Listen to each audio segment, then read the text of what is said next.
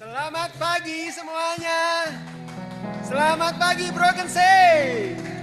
Silakan colek atau salaman kiri kanannya, bilang hari ini kamu ganteng banget atau cantik banget hari ini. Dan di momen ini kita semua berbahagia karena kita juga turut merayakan ulang tahunnya Harmoni. Selamat ulang tahun Harmoni. Tapi sebelum kita masuk pada momen-momen bahagia itu nanti, kita mau siapin hati kita dulu. Jadi harus ada itunya, gitu ya. Kalau orang-orang dari gereja-gereja Pentakosta itu kan, saya Pentakosta loh ya, saya Pentakosta. Jadi ada, gitu. Kalau ngomong Yesus itu harus ada C-nya. Gitu. Ada gitu-gitunya gitu. Oke. Teman-teman sekalian, ini kayaknya ada satu hal yang mau saya bagikan sebelum kita masuk pada foto. Saya sama Rika baru nikah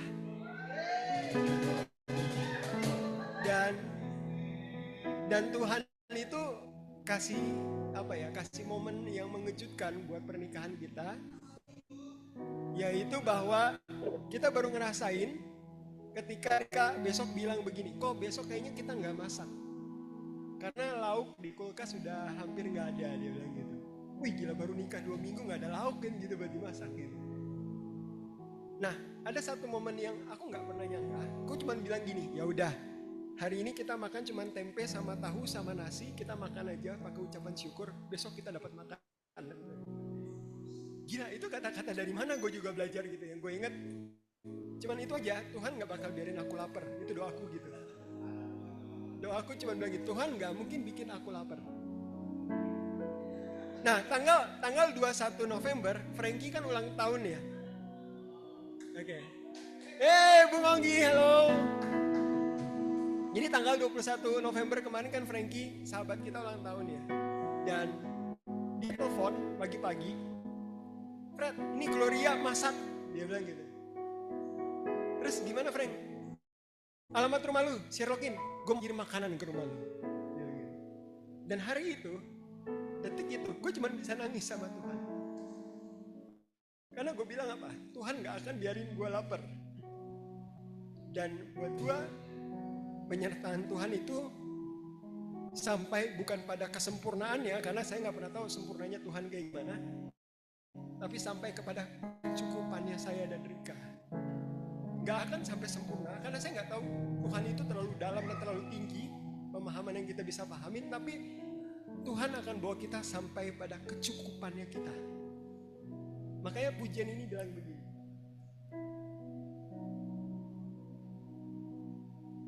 dalam segala keadaan,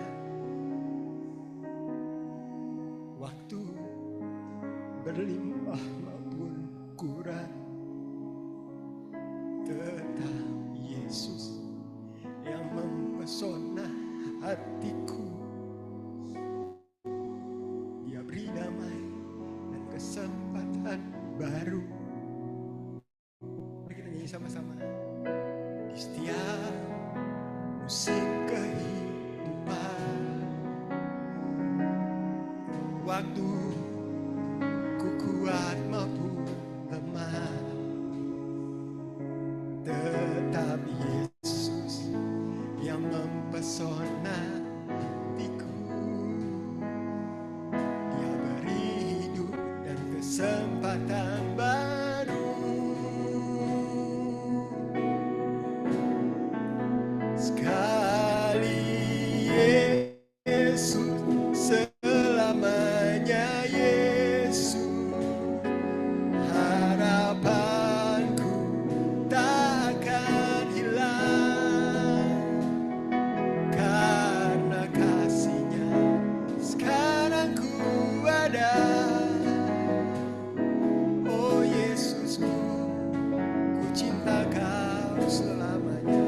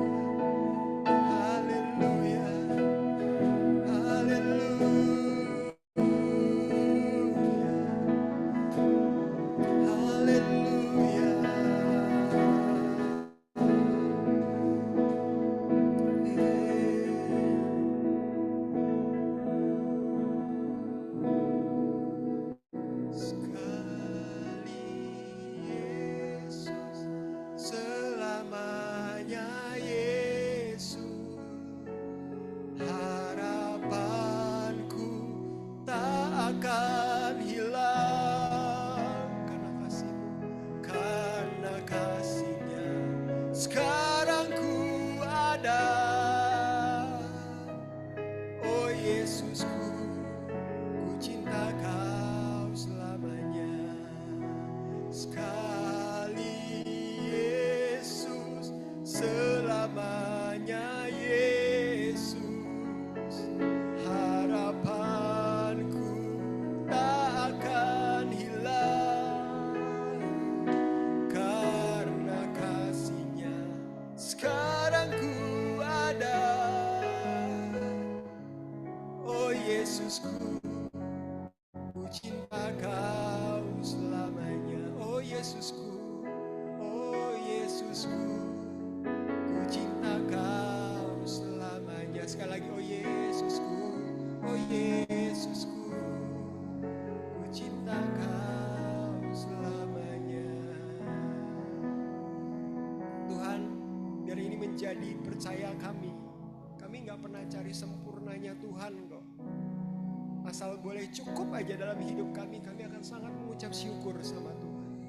Karena itu Tuhan, hari ini kami berdoa, Kau pimpin kawan-kawan kami yang masih dalam perjalanan, percepat langkah mereka untuk tiba di tempat ini. Kau pimpin seluruh rangkaian ibadah ini dari awal, pertengahan hingga akhir. Tidak hanya kami yang di panggung ini, tapi juga asyir yang di depan. Kau pimpin dan berkati Tuhan. Juga Tuhan Yesus, Kau juga pimpin nanti Kak Yul yang akan memberikan kepada kami firman-Mu Tuhan. Kau urapi lidah bibirnya Tuhan, sehingga setiap kata-kata yang keluar berasal daripada-Mu saja. Kau juga berkati Kotim yang akan bawa pengakuan dosa dan melayani anak-anak sekolah minggu Tuhan. Kau berkati setiap pelayan-pelayan-Mu hari ini, termasuk Abra sama Korendi di meja multimedia dan sosistem Tuhan. Kami berdoa satu hati di dalam nama Tuhan Yesus. Dari awal, pertengahan hingga akhir, Kau pimpin seluruh ibadah ini. Dalam nama Tuhan Yesus kami berdoa, haleluya, amin. Beri kemuliaan buat Tuhan, kita bangkit berdiri.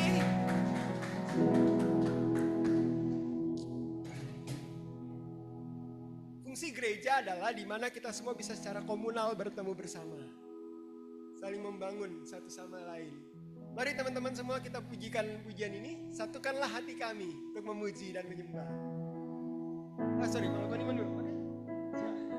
Kita lewat satu. Kita bangkit berdiri dulu dan bersama dengan seluruh gereja di segala abad dan di seluruh dunia, kita akan menyaksikan pengakuan iman rasuli kita sebagai berikut.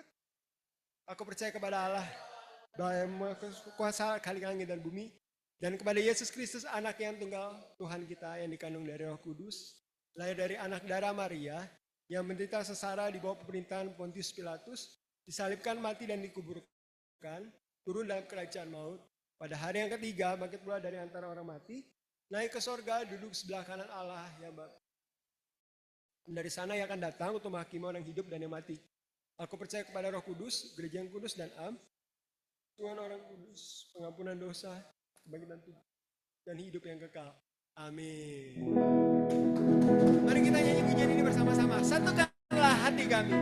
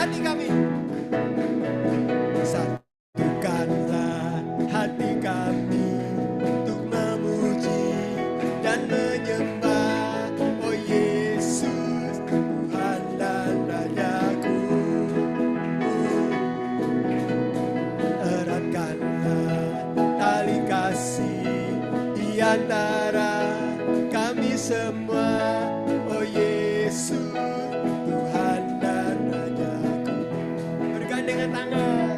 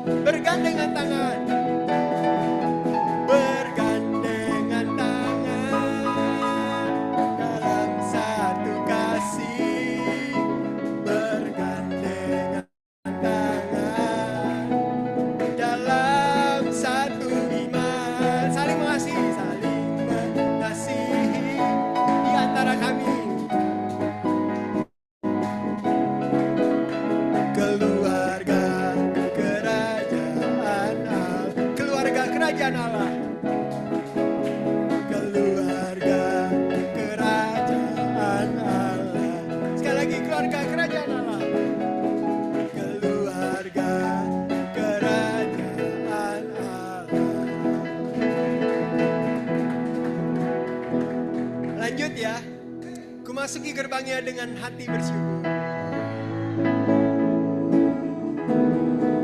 Ku masuki gerbangnya dengan hati bersyukur, halamannya dengan pujian. Kataku hari ini harinya Tuhan, ku bersuka sebab Dia gila. Ku masuki gerbangnya, ku masuki gerbangnya dengan hati bersyukur, halamannya dengan pujian. Kataku hari ini harinya Tuhan, ku bersuka sebab Dia girangkanku. Dia girangkanku, Dia girangkanku, oh Dia girangkanku. Ku bersuka sebab Dia girangkanku. Dia girangkanku, oh Dia girangkanku. Ku bersuka sebab Dia girang. Ku masuki gerbangnya, ku masuki gerbangnya dengan hati bersyukur, halamannya dengan pujian. Kataku hari ini harinya Tuhan, ku bersuka sebab Dia girangkan. Dia girangkanku, Dia girangkanku, oh Dia girangkanku. Ku bersuka sebab Dia girangkanku. Dia girangkanku, oh Dia girangkanku. Ku bersuka sebab Dia girang. Hanya Pastor Vicky. Dia girangkanku, Dia girangkanku. Ku bersuka sebab Dia girangkanku. Dia girangkanku, oh Dia girangkanku. Ku bersuka sebab Dia girangkanku. Sekali lagi. Dia girangkanku, oh Dia girangkanku. Ku bersuka sebab Dia girangkanku. Dia girangkanku, oh Dia girangkanku. Ku bersuka sebab Dia girang. Ku bersuka sebab Dia girangkanku. Ku bersuka. Ku bersuka sebab Dia girang. Silakan duduk, silakan duduk.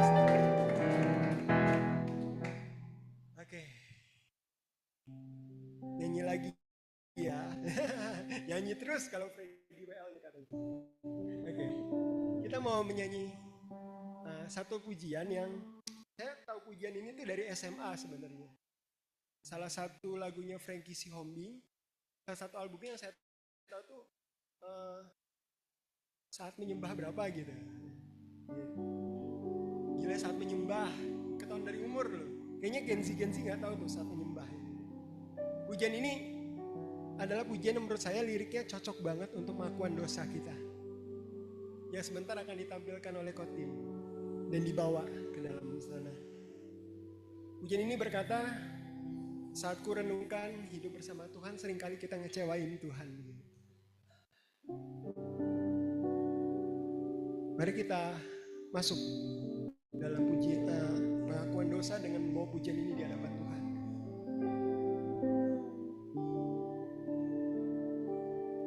Saat ku renungkan hidup bersamamu, seringkali ku melupakanmu. Ku berjalan sendiri, seakan ku mampu lalui tanpa kekuatanmu. Semakin berat beban hidupku, semakin ku menjauh darimu.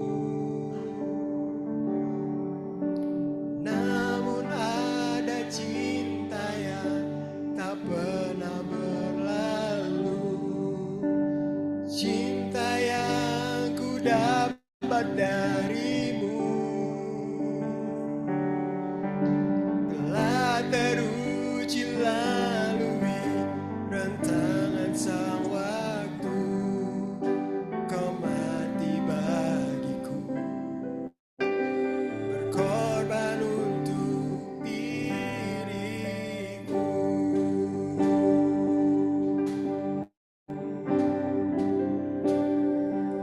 Saat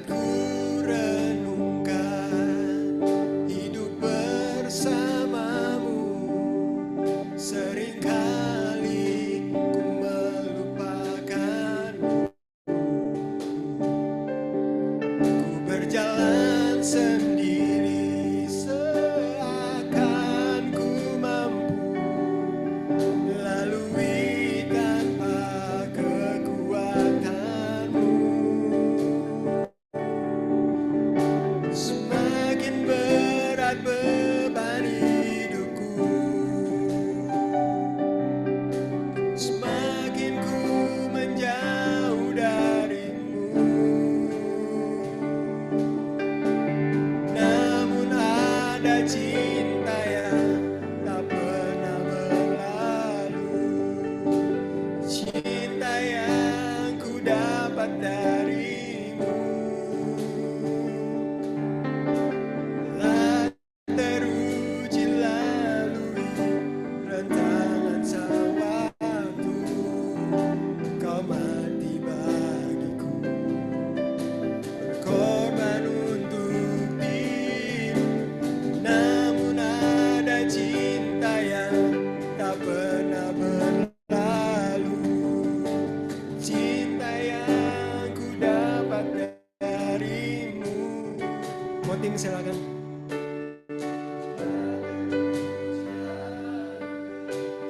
Jangan sampai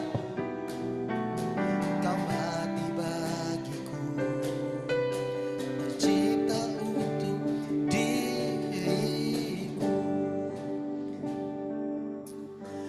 Saudara-saudara sekalian, kita tiba sampai kepada saat pengakuan dosa. Ini mic-nya gede sekali ya, bisa dikecilin dikit karena mungkin tadi karena dia nggak bisa pegang.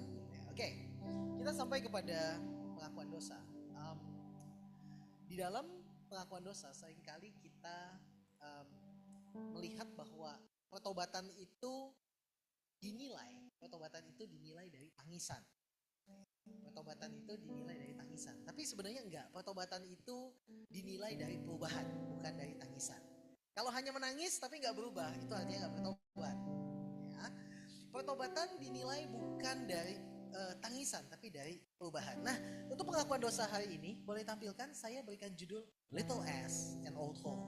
Ya, saya berikan judul Little As and Old Hole. Lihat kiri kanan, boleh lihat kiri kanannya gitu ya.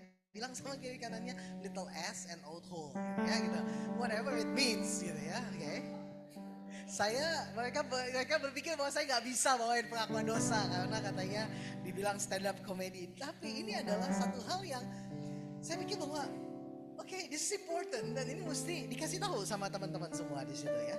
Kenapa? Yuk kita mulai dari Kejadian pasal 27 ayat 42 sampai 45. Ini penting banget. Ketika diberitahukan perkataan Esau anak sulungnya itu kepada Ribka, maka disuruhnyalah memanggil Yakub anak bungsunya, lalu berkata kepadanya, Esau kakakmu bermaksud membalas dendam membunuh engkau. Kalau ada yang gak ikut sekolah minggu dulunya, ceritanya adalah Esau nipu bapaknya sehingga haknya si terbalik itu cuma untuk cek apakah aware atau enggak sama ceritanya. Ya, Yakub itu menipu hak Esau, menipu ayahnya sehingga berkat yang harusnya untuk Esau diberikan kepada Yakub. Jadi Esau marah, dia ingin membunuh Yakub adiknya dan mamanya itu belain si Dede. Jadi sekarang anakku, dengarkanlah perkataanku, bersiaplah engkau dan larilah kepada Laban, saudaraku, ke Haran dan tinggallah padanya beberapa waktu lamanya. Garis bawahi hal ini, beberapa waktu lamanya, sampai kegeraman dan kemarahan kakakmu itu surut daripadamu.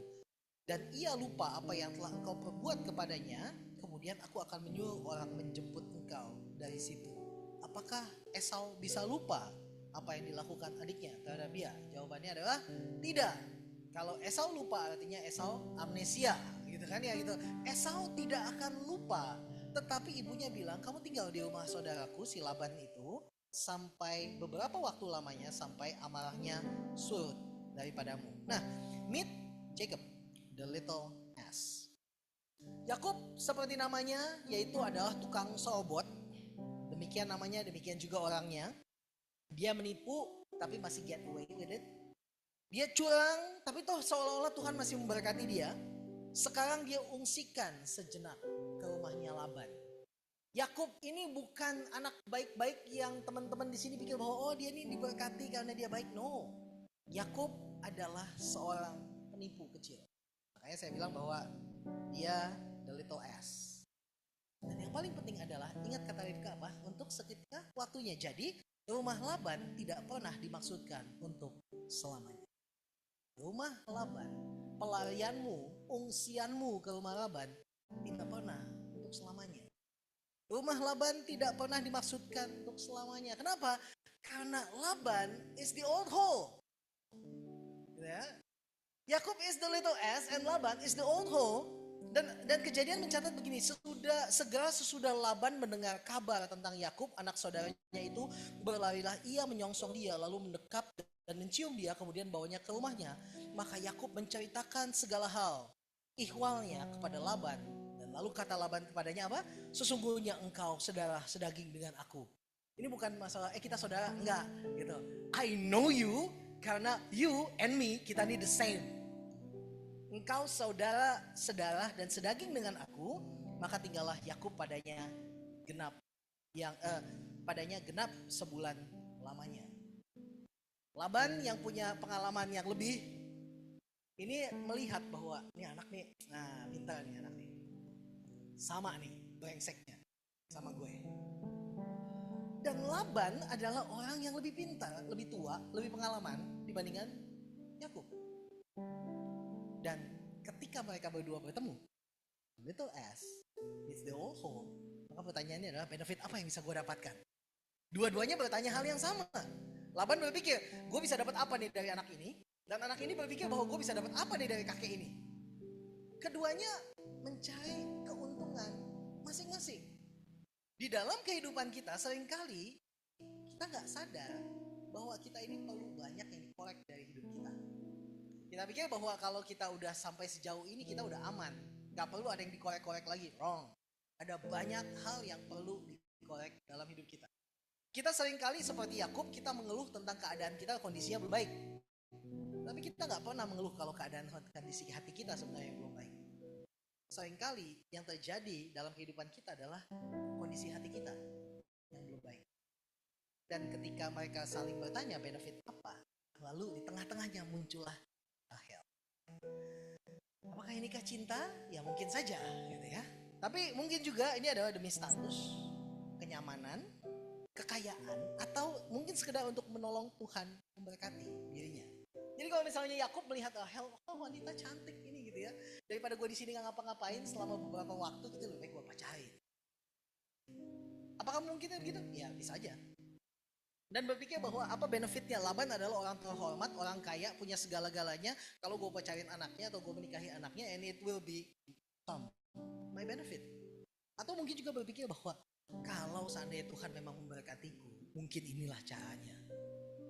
Kalau Tuhan memang memberkatiku, mungkin inilah caranya. Gue deketin nih anaknya si Laban. Segala macam skenario bisa saja terjadi di situ. Tetapi yang paling penting adalah bahwa ingat lagi, rumah Laban tidak pernah dimaksudkan untuk selamanya. Sama-sama bilang, rumah Laban tidak pernah dimaksudkan untuk selamanya. And the problem adalah ketika Yakub setelah sebulan, dia janjikan apa sama Laban? Aku akan kerja. Berapa lama? 7 tahun. Aku akan kerja sama kamu 7 tahun, asal aku bisa menikah dengan Rahel. Aku bersedia kerja. Dan setelah 7 tahun, lalu apa yang terjadi? Ada pesta pernikahan. Ada pesta pernikahan, lalu yang dikasihin sama si Laban adalah si Lea. Anaknya yang besar, yang katanya tidak cantik, tidak bersinar wajahnya. Dan Yakub gak tahu sampai dengan hari H malam pertama, baru besok paginya baru sadar. Oh ternyata beda. Lalu Laban dengan segala macam kebohongannya, dan Yakub bilang apa? Dan mereka deal lagi, 7 hari lagi kamu boleh menikah dengan Rahel, tapi kamu harus kerja padaku 7 tahun.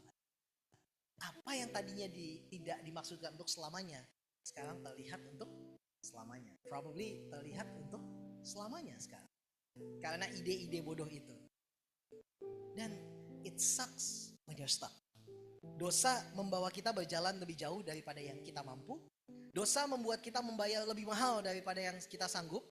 Dan dosa menahan kita di satu tempat lebih lama daripada yang kita pikir. Sekali lagi, dosa membawa kita berjalan lebih jauh daripada yang kita mampu. Dosa membuat kita membayar lebih mahal daripada yang kita sanggup. Dan dosa menahan kita di satu tempat lebih lama dari yang kita pikirkan. It sucks when you're stuck. Bilang sama kiri kanannya, it sucks when you're stuck. It sucks when you're stuck. Ketika kamu tahu bahwa ini tempat bukan untuk selamanya, Tetapi karena kamu sudah stuck di sini, pikir bahwa ya 7 tahun oke lah gitu. Tapi ternyata enggak 7, 14. Dan gak tahu apa yang akan terjadi setelah itu. Dan mungkin ketika dalam keadaan stuck itu, dan keluarga yang mulai berkembang sekarang, istri pertamanya gak suka sama istri keduanya, istri pertamanya kasih pembantunya gitu ya, gitu. Istri keduanya juga gak mau kalah kasih pembantunya. Sekarang tiba-tiba keluarganya yang tadinya cuma berpikir punya 1 istri, sekarang sudah punya 4. Yang tadinya berpikir kalau punya 1 istri punya 2 anak mungkin, atau beberapa anak gitu. Dan sekarang tiba-tiba anaknya udah 12. Belum yang perempuan, Dina. Yang baca Alkitab gitu kan nggak tahu ada Dina gitu, ada Dino gitu ya. Dan kita nggak pernah tahu apa yang terjadi, tapi mungkin saja di tempat di mana seseorang stuck ada penyesalan. Dan mungkinlah segala macam pertanyaan seperti jika saja, sialan lah kayak gini nih. Bapak mertua yang gue pikir dulu baik ternyata nggak begini nih. Aduh, kalau aja dulu apa yang mama omongin benar tuh, bahwa ini tempat bukan untuk selamanya. Tapi sekarang I'm stuck in here. Tapi kembali lagi bahwa tangisan tidak menyelesaikan masalah. Pertobatan bukan karena tangisan, tapi pertobatan adalah kalau ada perubahan. So pack your things, leave that place, run back home. Begitu juga dalam kehidupan kita hari ini, bahwa mungkin ada hal-hal yang hari ini kita sesali, tapi kita nggak perlu hidup di dalam penyesalan yang hanya sekedar aduh kalau saja dulu gue nggak begitu, kalau saja dulu gue tidak melakukan itu, atau kalau waktu bisa diputar kembali, Tuhan bilang masih ku diberi kesempatan. Oh itu ya yang bisa diputar kembali yang mana ya? Ya pokoknya ada ya itu ya gitu ya. Tuh dapat diputar kembali. Ya gitulah ya gitu. Oh, enggak pakai itu ya gitu. Men, kalau waktu bisa diputar kembali Tuhan, aku akan melakukan ini dan itu dan ini dan itu. Stop. Okay, just pack your things. Leave that place. Run back. Kembali kepada Tuhan. Kembali kepada Tuhan. Karena itu yang penting dalam kehidupan kita. Mari kita ambil saat teduh sejenak. Mungkin ada hal-hal yang membuat kita menyesal hari ini. Dan kita berpikir, waduh jika saja hal itu. Tapi hal itu udah lewat. Kita gak bisa bikin apa-apa tentang hal itu. Just pack your things. Leave that place. Run back home. Datang kepada Tuhan, mohon ampun. Dan buat satu komitmen dengan Tuhan, I will leave that place. Today I will leave that place. Hari ini aku ingin berjalan bersama dengan Tuhan. Berjalan dengan masa depan yang penuh harapan. Berjalan untuk tidak melihat ke belakang. Walaupun keadaannya mungkin kelihatannya stuck, tapi aku tahu bahwa masa depanku baik adanya. Yakub bisa keluar dari rumah Laban dan kembali kepada rumah ayahnya. I know hari ini aku bisa keluar dari tempatku, dari dosaku, untuk kembali kepada Tuhan. Terima kasih ya Tuhan buat kebaikan-Mu di dalam hidup kami. Kristus Yesus kami berdoa dan mengucap syukur. Amin. Dan dengarkanlah satu petunjuk hidup baru. Demikian kata Yakub, telah kulihat dari muka ayahmu bahwa ia tidak lagi seperti yang sudah-sudah padaku. Tetapi Allah ayah menyertai aku. Mari kita sama-sama katakan, tetapi Allah ayahku menyertai aku. Tetapi Allah ayahku menyertai aku. Mau orang tua itu, mau si om itu, mau si Uncle Laban itu, dia sudah gak lagi seperti yang dulu-dulu. Tapi Allah ayahku menyertai aku. So pack your things, leave that place. Run back. Bawa petunjuk hidup baru itu ke dalam kehidupan kita, agar kita setiap hari menyadari bahwa Tuhan menyertai kita. Amin. Kita mengundang anak-anak sekolah minggu, betul ya? Ya, betul ya. Oke. Mari kita mau berdoa buat anak-anak sekolah minggu dan apa yang akan kita lakukan di Kids Church. Bapak kami mengucap syukur buat siang hari ini kalian berdoa untuk sekolah minggu kami agar Tuhan juga berbicara, menyatakan hidupmu, menyatakan kematianmu, menyatakan kebangkitanmu kepada anak-anak kami sehingga mereka bisa dididik di dalam kebenaran, mencintai Tuhan sejak dini. Berbicara Tuhan karena kami mendengarkan. Kristus Yesus Tuhan dan Juru Selamat, kami berdoa dan mengucap syukur. Amin.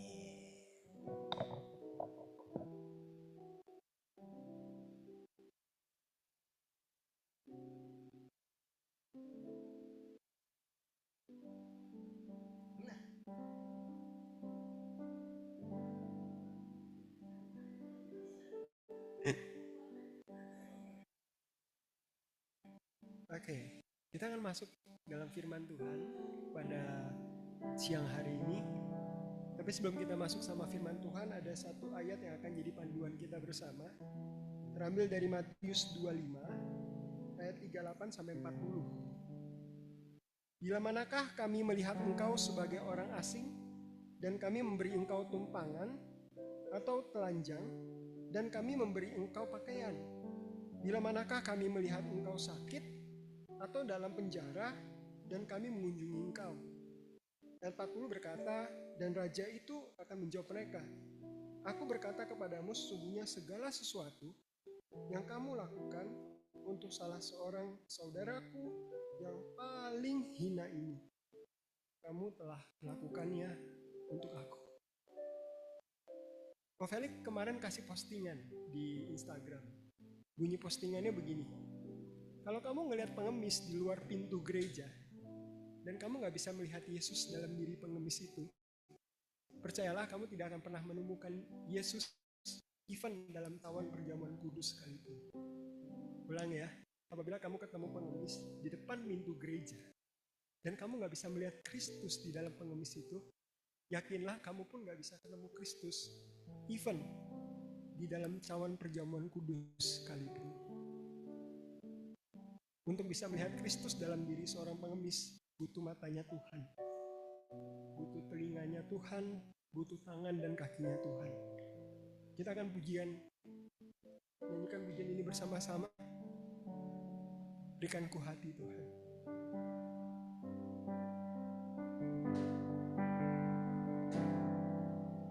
Berikan ku hati seperti hatimu yang penuh dengan belas kasihan. Berikan ku mata seperti matamu memandang tuaya di sekelilingku. Berikan ku tanganmu untuk melakukan tugasmu. Berikan ku kakimu melangkah dalam rencanamu. Berikan ku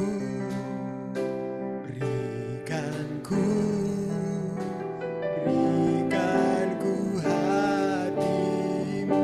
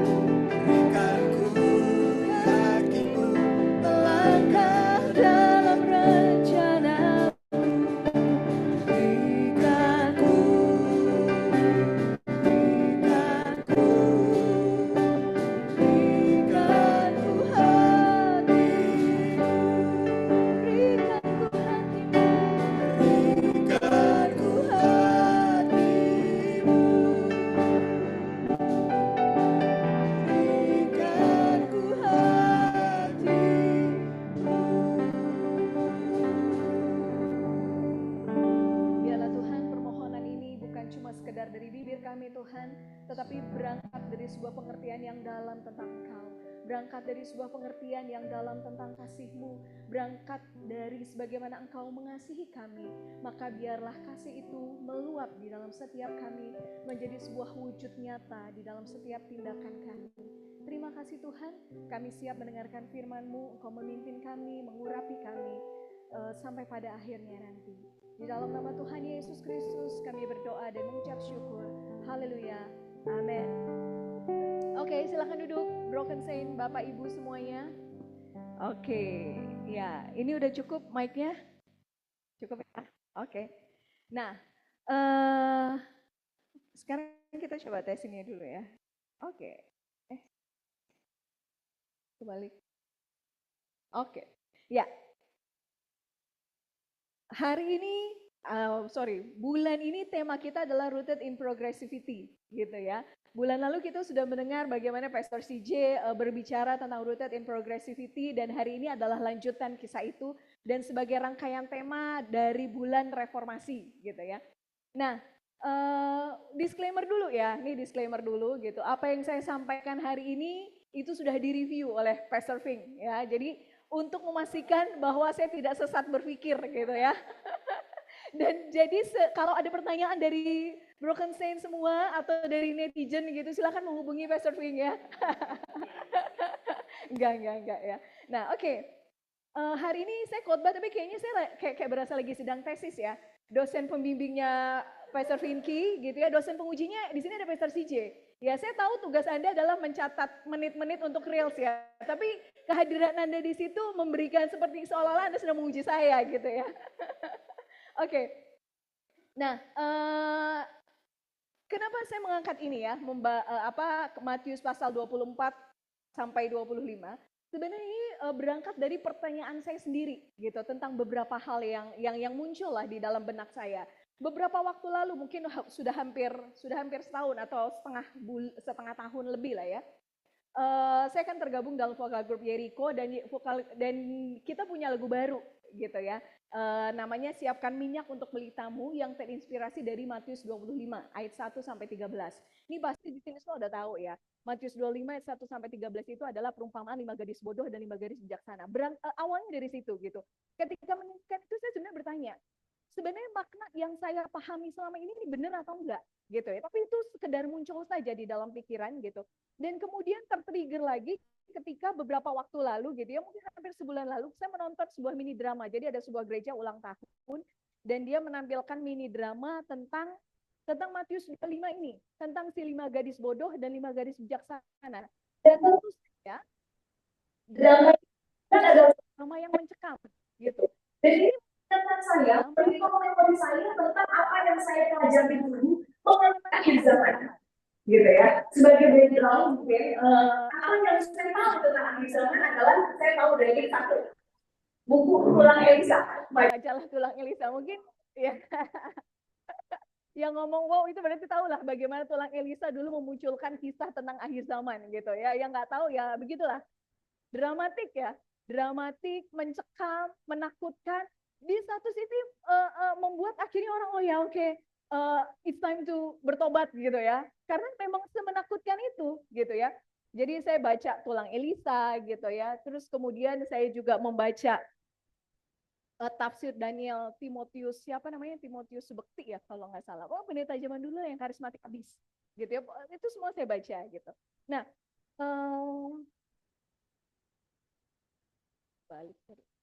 Oke. Nah, akhir zaman digambarkan adalah sebuah masa yang menakutkan, penuh ketidakpastian dan seperti untung-untungan. Kalau kamu siap, kamu akan diangkat. Kan rapture ya, yang saya tahu dulu rapture gitu ya. Kalau kamu siap, kamu akan diangkat. Tidak masuk dalam masa penyiksaan. Sebaliknya, kalau kamu tidak siap, kamu akan masuk dalam masa 3,5 tahun antikris, gitu kan. Ada orang-orang yang diangkat oleh saya buru nasar, ada orang-orang yang tertinggal, kan gitu. Yang tertinggal masuk dalam masa 3,5 tahun antikris. Nah, masuk dalam masa penyiksaan yang seorang pun kayaknya nggak akan mampu menghadapinya. Digambarkannya seperti itu. Saya punya banyak bukunya. Dan ada satu buku saya suka karena visualnya emang bagus banget. Gitu. Nah, belum lagi gambaran kolosal mengenai apa? Kuda-kuda ya. Segala macam kuda akan muncul ya di akhir zaman ya. bukan kuda liar ya, bukan kuda liar ya. Iya, My Little Pony. Ya segala macam kuda. Ya ada kuda apa aja? Ada kuda putih, ada kuda hijau, hijau pucat, ya.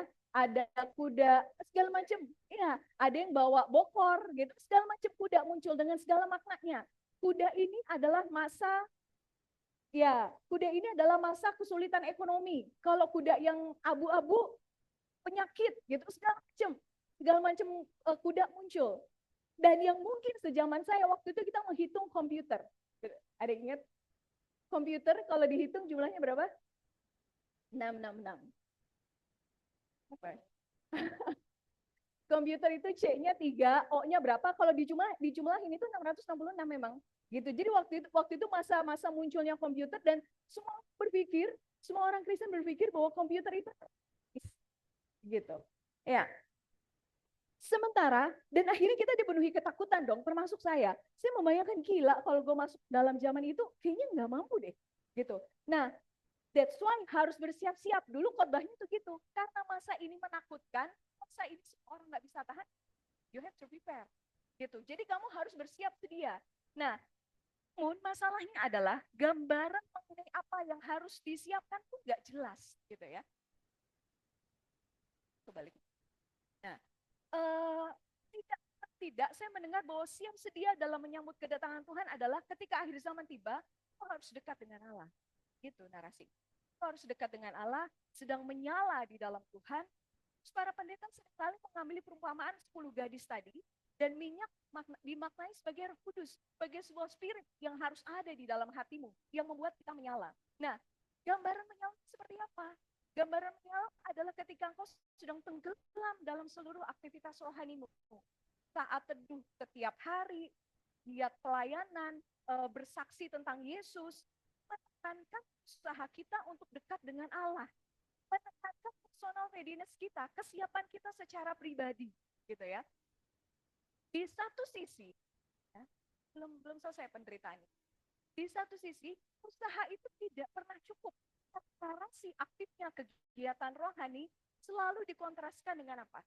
Matius 7 ayat 21 sampai 23.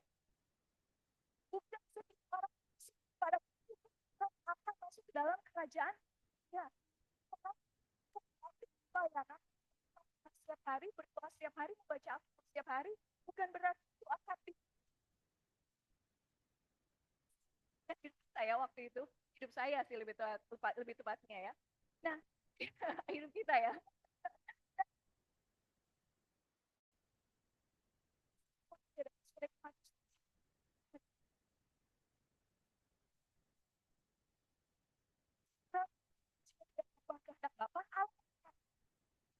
Bapak dengan seberapa rajin kamu ke gereja. Kalau kamu rajin ke gereja, sikap hati tidak kudus, kamu nggak berkenan. Ada terakhir, kambinglah saya. Kan ya? Gitu. Jadi bagaimana itu betapa susahnya hidup saya, gitu ya. Nah, dengan semua gambaran itu mengenai akhir zaman kuliah dan saya selalu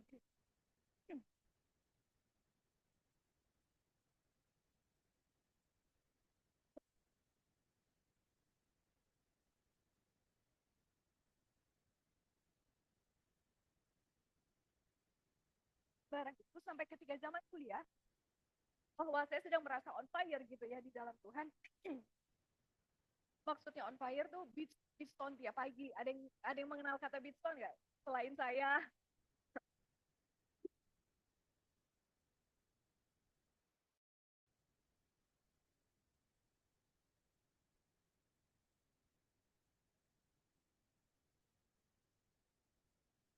Saya tanya ya. Pagi baca Alkitab tiap hari, nggak pernah absen pelayanan di gereja, di kampus, di semua platform lah. Selalu bersaksi tentang Tuhan. Dan benar-benar saya merasa melakukan ini untuk Tuhan. Saya bergumam gitu dalam hati saya. Mendingan kalau Tuhan mau datang sekarang aja. Ya, pas saya lagi bagus-bagus ya, iya kan? Iya kan? Saya lagi bagus nih, Tuhan datang aja deh. Gitu. Kalau besok Tuhan datang belum tentu kan saya begini. Gitu. Jadi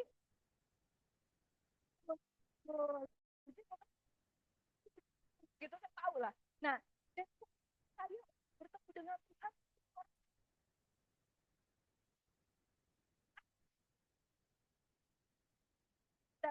saya lagi nggak oke,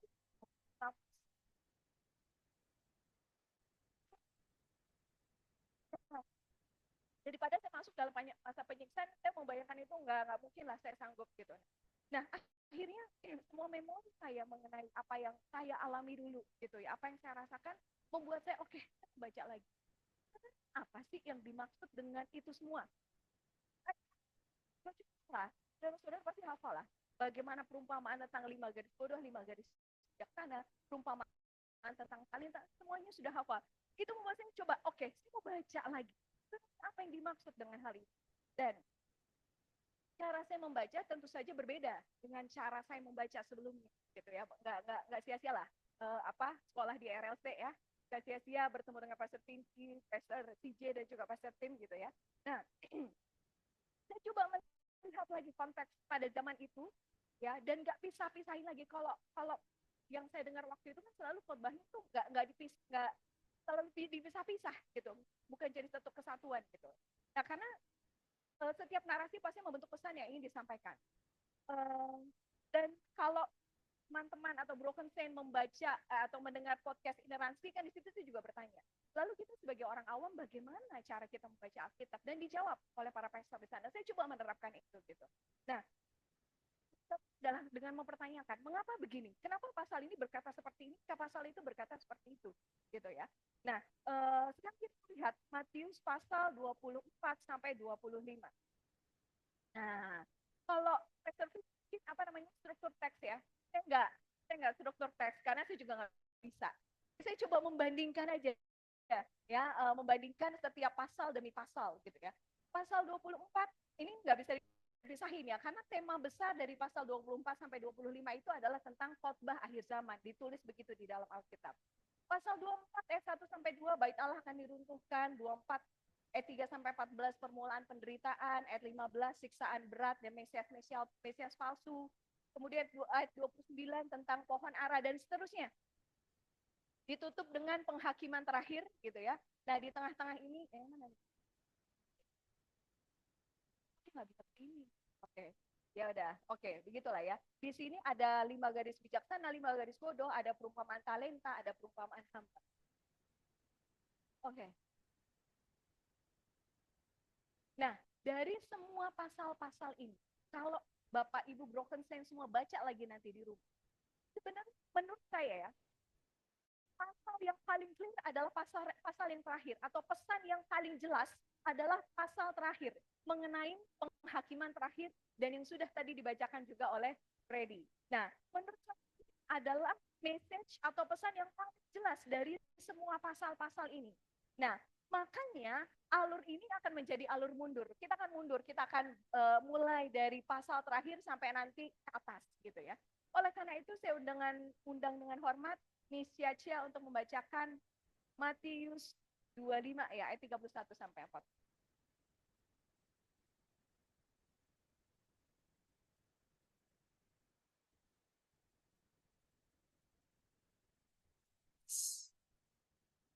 Bacaan Alkitab diambil dari Matius 25 ayat 31 sampai 34 disambung dengan ayat 41 sampai 45.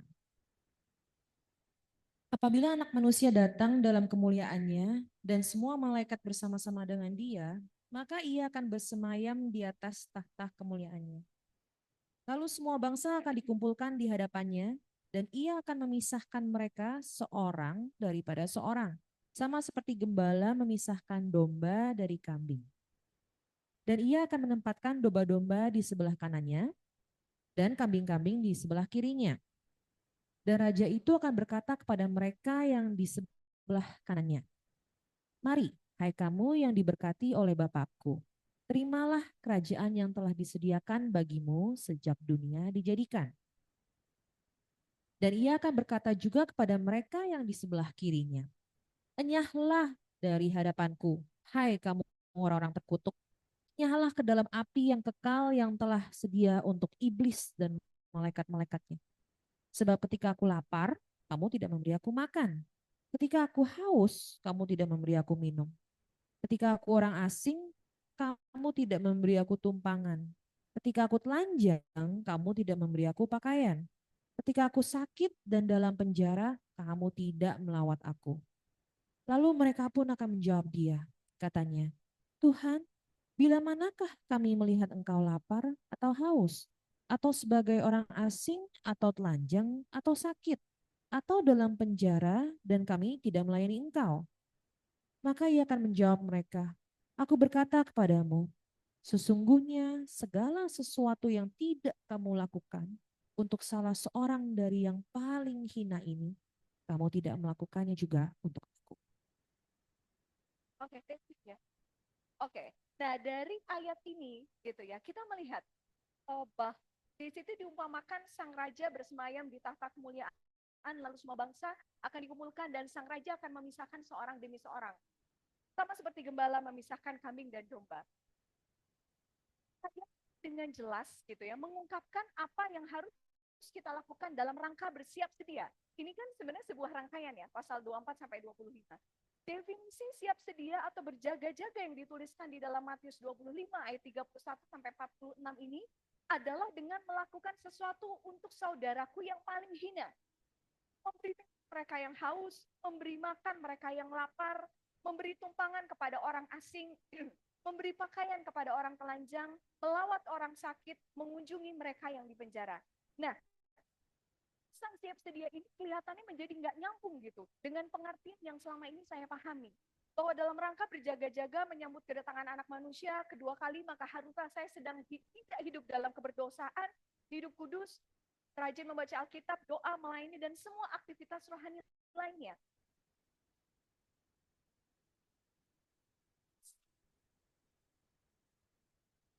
Matius, kalau kita lihat bedanya bahwa yang disampaikan oleh Injil Matius adalah pesannya bukan ke dalam, tetapi kemana? Keluar. Bukan tentang diri sendiri, tetapi tentang orang lain.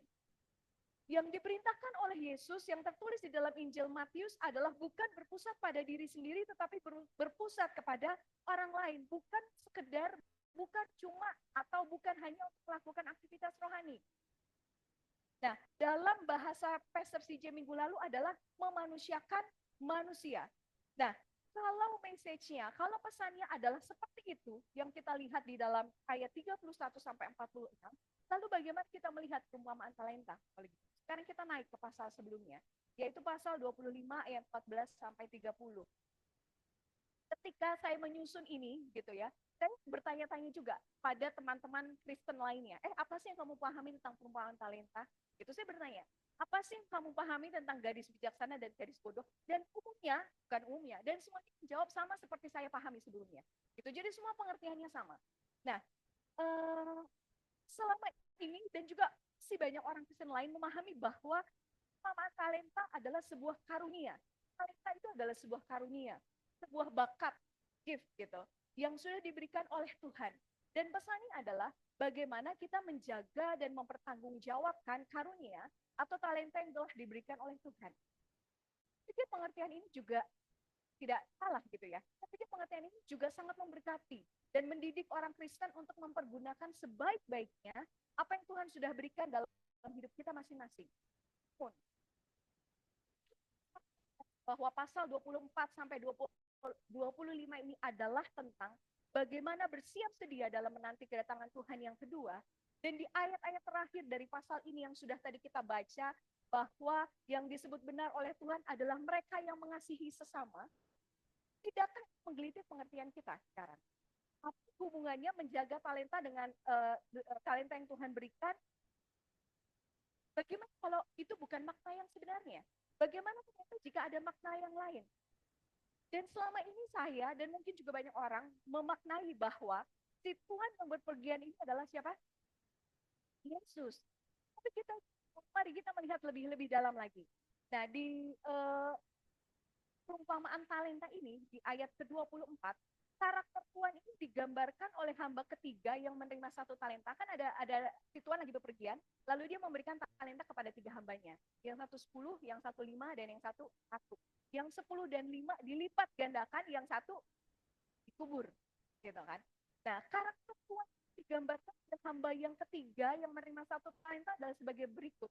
24 bilang, Tuhan, aku tahu bahwa Tuhan adalah manusia yang kejam, yang menurut menuai di tempat di mana Tuhan tidak menabur, dan yang memungut dari tempat di mana Tuhan tidak menanam. Karena takut. Dan ini mengingatkan saya pada sebuah khotbah, ya, khotbah di gereja lain lah, mungkin 2 tahun lalu, tentang bagaimana engkau harus menuai di tempat engkau tidak menabur, gitu. Ya, dan itu divisi gereja di situ, gitu ya. Dan itu gitu. Dan ini masih mencontoh juga ya. Nah, cerita sahabat terakhir adalah sebagai Tuhan yang kejam, melakukan segala cara untuk mendapatkan keuntungan. Dia bahkan menghukum pelayannya karena gagal menginvestasikan uangnya agar dia bisa memperoleh bunga, ya kan? Dan ternyata ini adalah praktik bangkir pada zaman itu, gitu. Dan ini dilarang di dalam kitab suci sebenarnya. Kalau kita baca di dalam Keluaran 22 ayat 25 ataupun di dalam Imamat juga dikatakan begitu. Apabila saudaramu jatuh miskin sehingga engkau tidak sanggup menyokong gitu ya, apa? Janganlah engkau mengambil bunga, uang atau riba daripadanya, melainkan engkau harus takut akan Allahmu dan sebagainya. Jangan makan juga, janganlah engkau memberi uangmu kepadanya dengan meminta bunga. Nah, sebaliknya, pada zaman itu, nah ini akhirnya ada gunanya juga buku yang dulu kita beli ya di RLC, Early Background Christianity. Ya akhirnya saya baca itu buku ya, yang setelah berhari-hari, berbulan-bulan ya saya baca. Akhirnya saya baca gitu, saya coba lihat. Nah ternyata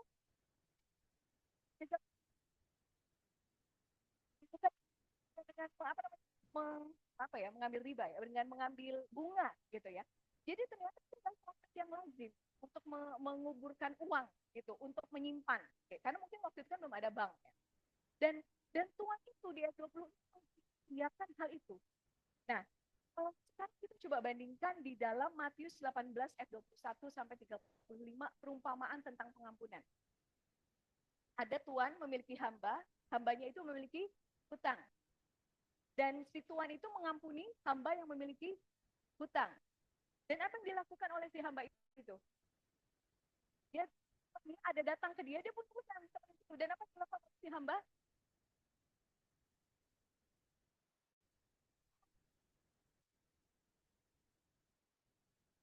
Apa? Sudah saya lunasi. Kenapa sekarang kamu berbuat seperti itu pada yang lain? Gitu. Dan di ayat terakhir di dalam Matius 18 ayat 21-35 itu bilang gini. Yesus bilang, kalau Bapamu di surga saja mengampuni engkau, kenapa kamu nggak mengampuni yang lain? Gitu.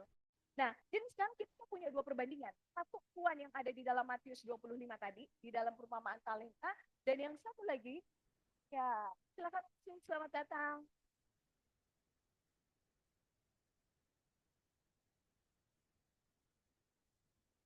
Selamat datang, silakan duduk. Ya, oke. Kita lanjutkan. Jadi kita punya perbandingan 2 tuan tadi. Di dalam Matius 25, 14-30 tadi, gambaran Tuhan tidak sama dengan gambaran Yesus. Di mana kita pelajari bahwa kehadiran Yesus ini justru memberi hidup bagi mereka yang tertindas, terhilang, dan tidak dipandang. Sementara, Tuhan mendapatkan uang dengan mengorbankan orang lain bertolak belakang dengan Yesus yang tidak pernah bertindak untuk mencari keuntungan pribadi. Hal ini menggugat kepercayaan kita selama ini. Jangan-jangan bagaimana jika Tuhan yang dimaksud dalam perumpamaan ini bukan Yesus? Jika Tuhan yang dimaksud dalam perumpamaan ini justru adalah mereka yang tidak mampu mengasihi sesama, yang tidak peduli. Jika Tuhan ini adalah sistem atau pola dunia yang jahat atau tirani. Atau bagaimana jika Tuhan yang dimaksud adalah menggambarkan kita yang egois, yang berpusat pada diri sendiri, bahkan mengeksploitasi orang lain. Bukankah di pasal 24 disebutkan tentang sebuah karakteristik akhir zaman? Ya, tadi kalau kita baca perbandingannya, itu adalah tentang kasih menjadi dingin. Dengan hamba. Jika hamba ketiga ini bukanlah hamba yang malas dan jahat. Profesor Pink bilang, kenapa kita melihatnya hamba yang malas dan jahat? Kenapa kita nggak menyebut critical servant sama satu lagi and critical servant. Yang baik dan jahat. Bagaimana jika hamba ketiga ini adalah seorang yang sedang mencoba melawan sistem sosial yang menindas. Dia coba sedang mengkritik, dia coba sedang melawan sistem sosial yang berlaku pada saat itu. Dan tuan tanah di sana pada zaman Yesus hidup ya memang perilaku seperti itu. Gitu.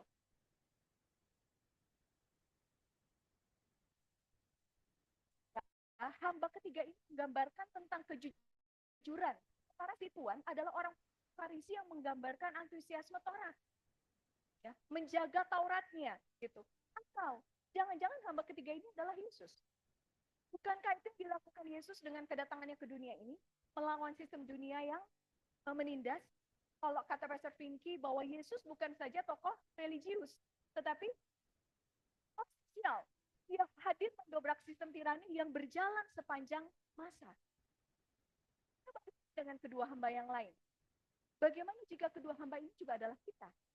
Gambaran orang-orang yang sudah terlalu lelah dan tidak berdaya untuk bersuara. Ya memang sistem kita begitu. Hidup dalam status quo yang memang seperti itu nggak mungkin dilawan, nggak mungkin diubah. Atau mereka yang disebut oleh Pastor CJ minggu lalu adalah kelompok orang yang demi menjaga peraturan agama dan mengabaikan kemanusiaan. Atau kelompok orang yang menganggap normal 120.000 orang binasa demi menegakkan peraturan agama. Begitu. Kalau benar, gitu ya.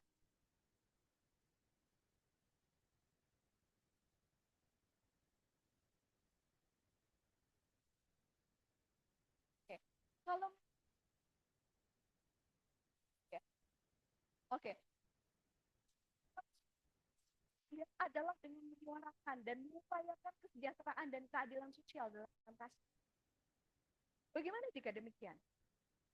Tapi kita lagi ke dalam pasal 25 ayat berapa? Ayat 1 dan 13 mengenai gadis bijaksana dan gadis bodoh. Saya untuk akhirnya mengulik pasal 24 dan 25. Nah, sebelum muncul pertanyaan-pertanyaan lagi mengenai perumpamaan ini, mari kita dengarkan lagu ini. Jadi ini adalah sebuah lagu ciptaan dari pendeta Benny Solihin, salah satu dosen di Saat, dan sepertinya pendeta di GKY juga ya, kalau saya tidak salah. Nah, ini diciptakan oleh pendeta Benny Solihin, dinyanyikan oleh vokal grup Jericho.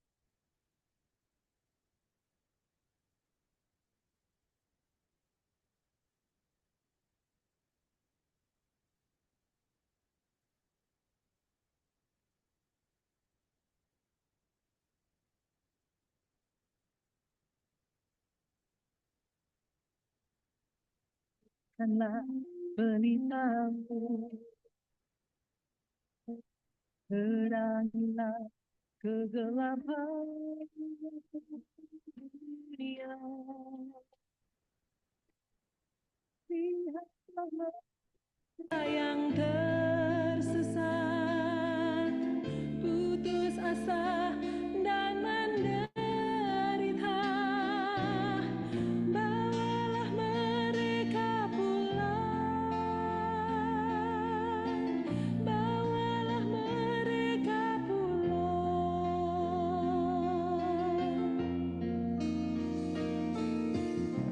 Katakanlah pada mereka bahwa Allah mengasihi semua. Carilah mereka yang terhilang, sayangi mereka yang terbuang, bawalah mereka pulang, bawalah mereka pulang.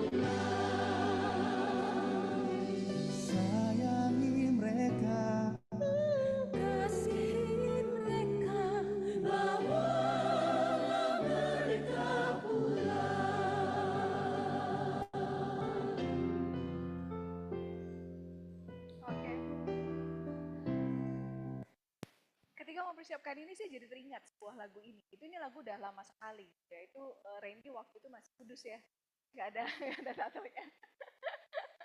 Oke. Nah, sebenarnya saya tidak menyikapi bahwa ini adalah tentang gadis bijaksana ataupun gadis bodoh. Ya sampai akhirnya, bisa di stop kan? Stop aja. Ya. Sampai akhirnya saya coba merenungkan ini dan akhirnya saya membaca jurnal gitu ya. Ada yang menulis tentang 5 gadis bijaksana dan 5 gadis bodoh ini. Dalam jurnal tersebut penulis ini mengkritisi bahwa perumpamaan ini selalu dilihat dari pendekatan alegoris gitu ya. Bahwa 5 gadis bodoh yang tidak mempersiapkan minyak ketika menanti sang mempelai adalah gambaran manusia yang tidak siap sedia dalam menantikan kedatangan kerajaan Allah. 5 gadis bijaksana lainnya adalah mereka yang membawa minyak dan dimaknai sebagai gadis yang siap. Mempelai laki-laki disejajarkan dengan Kristus. Nah, ia melihat justru ada sesuatu yang mungkin berbeda dari apa yang dibaca selama ini. Setidaknya ada 2 alasan. Pertama, 5 gadis bijaksana tidak ingin membagikan tambahan minyak yang ada pada buli-buli mereka kepada 5 gadis bodoh. Kedua, mereka bahkan membiarkan ke-5 gadis bodoh pergi menyusuri gelap malam demi mendapatkan minyak tambahan. Ketika orang-orang di desa mungkin sudah tertidur. Nah, sifat ini dianggap sebagai sifat yang angkuh dan mementingkan diri sendiri. Kalaupun mereka tidak dapat membagikan minyak yang ada pada mereka, tidak dapatkah pelita atau obor mereka justru dibagi? 1 pelita untuk 2 orang, agar kemudiannya ke-10 dari mereka dapat masuk dalam pesta pernikahan mempelai laki-laki. Si penulis ini berargumen bahwa ke-5 gadis bijaksana gagal melakukan hal baik kepada mereka yang asing. Lalu kita bertanya, siapa mereka yang asing? Dalam perumpamaan ini, ia hadir melalui gambaran 5 gadis bodoh. Nah, mengingat apa yang tadi kita pelajari di dalam Matius 25 ayat 31 tentang kambing versus domba, tidakkah ini menimbulkan pertanyaan? Bagaimana jika 5 gadis bodoh ini menunjukkan tentang mereka yang lapar, yang haus, yang asing, dan telanjang? Seseorang yang harusnya dipeluk oleh pelita, seseorang yang harusnya dirangkul oleh kasih. Dan khotbah Pastor CJ minggu lalu cukup menggambarkan tentang mereka yang asing. Apakah itu non-Israel dalam konteks minggu lalu? Apakah itu orang-orang Niniwe bagi Yunus? Apakah itu orang-orang bersunat atau tidak bersunat? Apakah mereka berbeda doktrin dengan kita misalnya? Nah, bukan berarti bahwa ke-5 gadis bodoh adalah benar. Sebab pada akhirnya mereka memang tidak mempersiapkan minyak tambahan. Namun sikap 5 gadis bijaksana menjadi tidak bijaksana karena mereka tidak mengajak bersama ke-5 gadis bodoh itu ikut dalam pesta pernikahan. Gitu. Pertanyaan berikutnya adalah tentang mempelai laki-laki. Apakah benar ia menggambarkan tentang Kristus? Mempelai laki-laki ini membiarkan ke-10 gadis tamu undangan menunggu semalaman kedatangannya. Yang kedua, laki-laki ini tidak merasa malu datang terlambat, sampai-sampai mengatakan tidak mengenal 5 gadis bodoh itu. Padahal 5 gadis bodoh itu sudah setia menanti kedatangan mempelai laki-laki yang terlambat. Ke-5 gadis bodoh akhirnya berhasil memperoleh minyak tambahan untuk menyiapkan obor mereka. Artinya meski mereka tidak mempersiapkan lebih awal, pada akhirnya mereka mendapatkan dan kembali dalam pesta pernikahan. Namun respon yang diberikan oleh mempelai laki-laki tidak baik. Dia mengatakan, aku tidak mengenal kamu. Ya, sudah terlambat, dia yang mau dilayani, dia pula yang tidak memberi ruang, gitu ya. Padahal karena kesetiaan mereka terhadap mempelai, si 5 gadis bodoh ini rela menelusuri jalanan desa di tengah malam gelap gulita tanpa penerangan apapun. Mereka bisa saja pergi dan pulang ke kediaman mereka jika mereka tahu mungkin sudah tidak mungkin lagi masuk dalam pesta pernikahan. Namun mereka tidak melakukannya. Mereka memilih mencari minyak dan kembali ke dalam pesta pernikahan. Jika jawaban dari perumpamaan ini hadir dalam Matius 25 ayat 31 dan 46, maka bukankah mempelai laki-laki ini justru adalah orang yang tidak baik? Nah, jika demikian, ini menjadi sebuah kesatuan. Ya, jadi apa kacamata yang dipakai untuk membaca ini bukan saja analisis teks historis, tetapi juga kacamata komunalisme. Karena pandangan kebanyakan orang soal saya harus siap itu merefer atau mengacu kepada diri sendiri. Ya, yang menekankan kepada spiritualitas individualisme, yang menekankan personal readiness. Sedangkan Yesus menunjukkan kontras dari sikap individualisme. Kemudian ada 2 hal yang bisa ditarik di dalam Matius pasal 24 sampai 25 ini. Berarti siap sedia yang dimaksudkan dalam Injil Matius adalah bukan tentang personal readiness ya, bukan soal spiritual individualisme, melainkan komunal, sebuah perwujudan kasih, memeluk mereka yang asing bagi kita, mengasihi mereka yang lapar dan haus, terpenjara dan telanjang, rooted in love, gitu. Bahkan jika itu adalah menyuarakan dan mengupayakan kesejahteraan dan keadilan sosial dalam kasih, maka bersiap sedia artinya memiliki kasih. Lalu, kalau ini mengacu kepada pertanyaan Freddy, penghakiman terakhir. Maka penghakiman terakhir bukan tentang siapa dan apa yang dihakimi, tetapi adalah tentang orang yang memanusiakan manusia versus sistem dunia yang tidak memanusiakan manusia. Sebenarnya khotbah saya udah mau berhenti sampai di sini.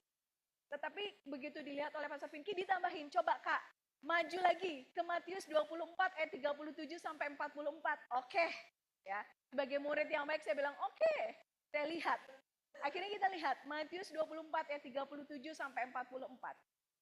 Di situ penulis membandingkan kedatangan anak manusia dengan peristiwa hari Nuh. Dibandingkan seperti itu ya.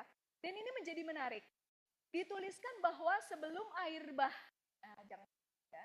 Dituliskan bahwa sebelum air bah datang, mereka makan dan minum, kawin mengkawinkan, membeli, menjual, menanam dan membangun. Ya, di dalam Lukas juga dituliskan demikian. Pertanyaannya, apa yang salah?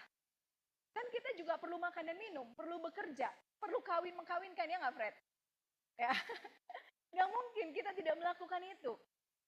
Bahkan di dalam 1 Korintus 10 ayat 31 bilang, jika engkau makan atau jika engkau minum, atau engkau melakukan segala sesuatu, lakukanlah untuk kemuliaan Tuhan. Lalu apa yang salah? Kenapa orang-orang di zaman lu yang makan dan minum, kawin mengawinkan dihukum oleh Tuhan?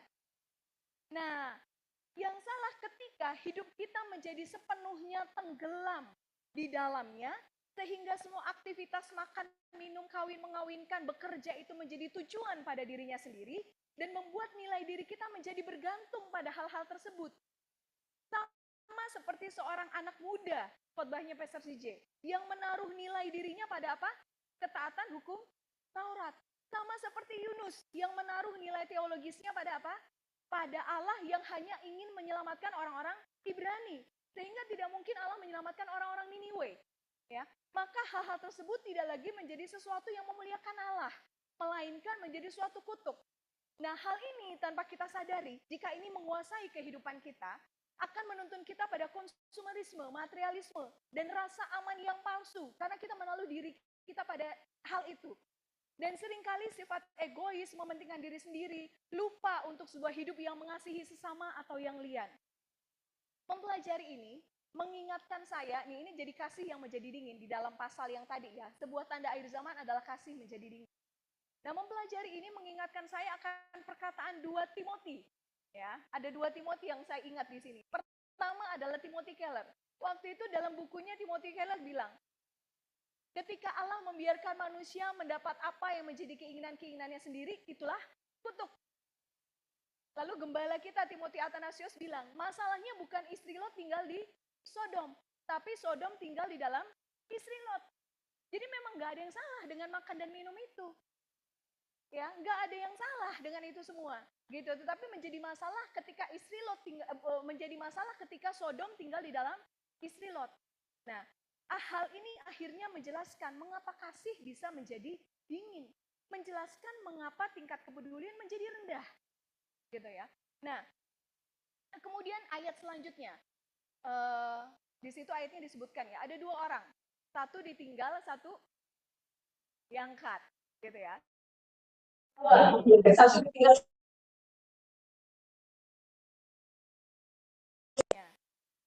apa yang saya maknai selama ini kan gitu kan, yang saat yang dibawa itu adalah rapture ya, dibawa dengan 2 sayap burung nasar yang tadi saya bilang itu, gitu ya. Nah, tapi kalau kita melihat di dalam kisah Nuh, ya, silakan nanti tanya sampai sertifikat ya. Di dalam kisah Nuh itu, mereka tidak akan tahu akan sebelum air bah datang dan melenyapkan mereka semua. Masyarakat lenyap. Lalu siapa yang tertinggal di bumi? Nuh. Jadi sebenarnya yang tertinggal di bumi itu yang diselamatkan. Kan selama ini kayaknya kebalik ya. gitu. Padahal yang tertinggal di bumi lah yang diselamatkan, yang dilenyapkan itu sudah nggak ada di bumi. Gitu. Jadi justru Allah mengutus kita ya ada di bumi untuk mengerjakan sesuatu yang baik, untuk mengerjakan keadilan sosial, kesejahteraan bagi seluruh masyarakat. Itu pesannya Yesus. Gitu. Ya nanti silahkan direnungkan. Saya tahu teman-teman semua masih ya. Oke. Udah offering aja. Nah, maka disinilah khotbah ini berhenti. Dengan kesimpulan yang membuat kita mungkin harus terus berpikir ulang. Bagaimana si perempuan bodoh, hamba yang tidak berguna digambarkan selaras dengan mereka yang tersingkir dan terpinggirkan. Semua pertanyaan-pertanyaan yang tadi saya ungkapkan, bagaimana jika Tuhan yang dimaksud dalam perumpamaan ini adalah bukan Yesus? Bagaimana jika Tuhan yang dimaksud dalam perumpamaan ini adalah justru sistem atau pola dunia yang jahat? Atau bagaimana jika Tuhan yang dimaksud adalah tentang kita yang berpusat pada diri sendiri, mengeksploitasi orang lain? Bukankah tanda-tanda akhir zaman adalah kasih menjadi dingin? Dan bagaimana jika hamba ketiga ini ternyata bukan hamba yang malas dan jahat? Bagaimana jika hamba ketiga ini adalah seorang yang sedang mencoba mengubah sesuatu di sana? Gitu. Lalu tentang 10 gadis. Bagaimana jika 5 gadis bijaksana itu adalah mereka yang tidak berbelas kasih? Mereka yang disebut pada pasal 24 awal sebagai kasih yang menjadi dingin. Bagaimana jika 5 gadis bodoh itu adalah gambaran dari mereka yang asing, lapar, haus, dan tertelanjang, yang seharusnya ditolong oleh si gadis bijaksana? Bagaimana jika mempelai laki-laki itu bukan Kristus? Bagaimana jika mempelai laki-laki itu adalah dunia atau gereja yang justru seringkali menolak dan tidak memperhatikan mereka yang asing, lapar, haus, dan telanjang? Khotbah ini tidak akan berakhir dengan sebuah jawaban.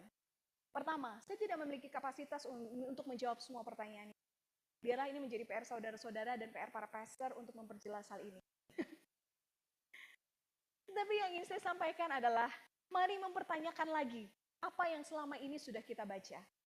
Mungkinkah ada sesuatu yang sebenarnya sudah menjadi perenungan pribadi namun tampak berbeda dengan yang lain? Bilakah ada kegelisahan di dalam jiwa kita, di dalam hati kita? Kalau minggu lalu Pastor CJ menyampaikan secara makro tentang kemana gereja harusnya bergerak, gitu ya. Eklesia reformata semper reformanda. Gereja yang terreformasi harus terus mereformasi. The church reform always reforming. Maka saya akan menyampaikan sesuatu yang lebih mikro. Dalam gereja yang terreformasi terdapat juga jemaat yang bereformasi. Ini menjadi sesuatu yang tidak bisa dipisahkan. Progresivitas menjadi sesuatu yang tidak dapat dielakkan. Ia harusnya menjadi sesuatu yang terus-menerus hadir. Mungkin dalam kegelisahan kita, dalam semua pertanyaan-pertanyaan kita, dalam kontemplasi-kontemplasi kita, tidak menutup kemungkinan reformasi ini berawal dari Anda, dari kita. Oke, saya pikir cukup di situ sebelum saya makin ngaco ya. Oke, karena itu saya undang WL dan pemusik untuk hadir ke depan.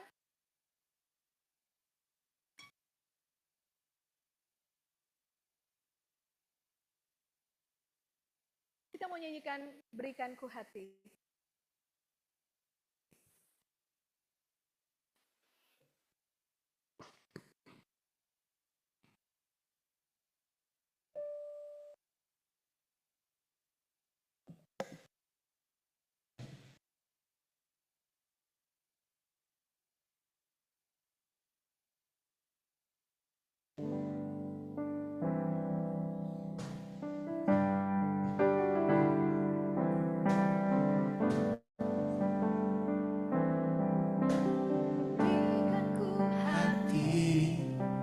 Seperti hatimu yang penuh dengan belas kasihan.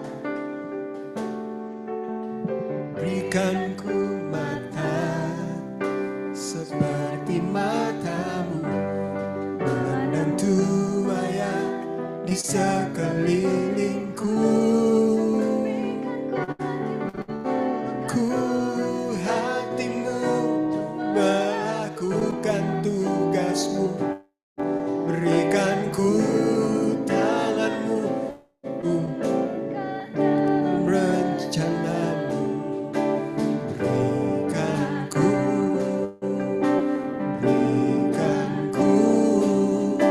berikanku hatimu.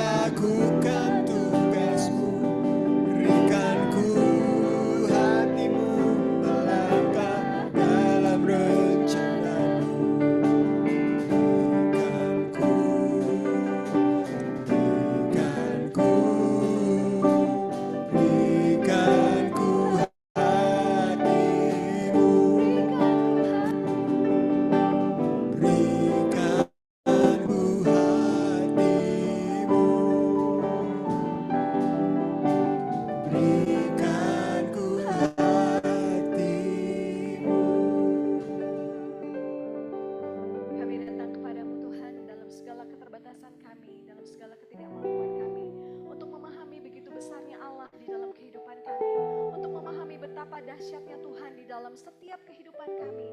Kami di sini datang dengan rendah hati Tuhan. Biarlah Engkau yang bekerja di dalam kami, melalui apa yang kami kerjakan, melalui pekerjaan tangan kami, melalui apa yang kami lakukan di dalam kehidupan kami. Merangkul mereka yang asing, merangkul mereka mungkin yang berbeda dengan kami Tuhan. Biarlah kasih Tuhan itu terus ada di dalam kami. Kesiapsediaan bahwa kami selalu siap untuk mengasihi Engkau dengan mengasihi orang lain. Biarlah menjadi satu hal yang terus tertanam di dalam hati kami, di dalam jiwa kami. Tuhan, Kau memberkati setiap kami. Kau memberkati Tuhan jemaat Tuhan yang ada, yang hadir pada siang hari ini. Biar kasih Tuhan terus berbicara kepada setiap kami. Biar kasih Tuhan terus melawat kami. Terima kasih Tuhan. Di dalam nama Tuhan Yesus Kristus kami selesai mendengarkan firman-Mu. Haleluya. Amin. Oke, Tuhan memberkati.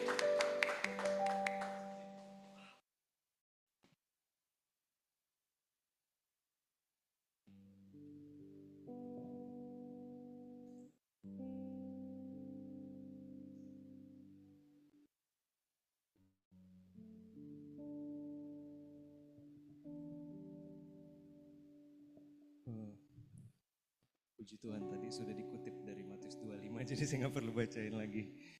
Mendengarkan pembagian firman tadi, saya sampai sempat merinding karena begitu saya ngerasain banget bahwa Tuhan membuat satu jalinan narasi.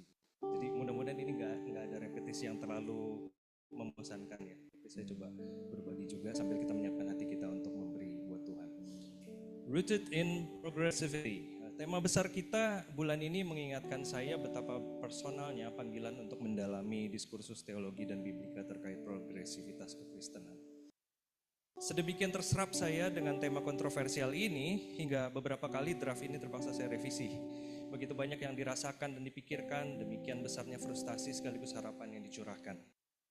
Sehingga kali ini saya mohon izin untuk menyertakan banyak kisah pribadi untuk secara dekonstruktif memaknai progresivitas dan reformasi gereja, untuk menjadi rentan dan rapuh, untuk terlihat geram namun juga pilu, untuk nampak skeptis namun juga melontarkan mimpi-mimpi naif.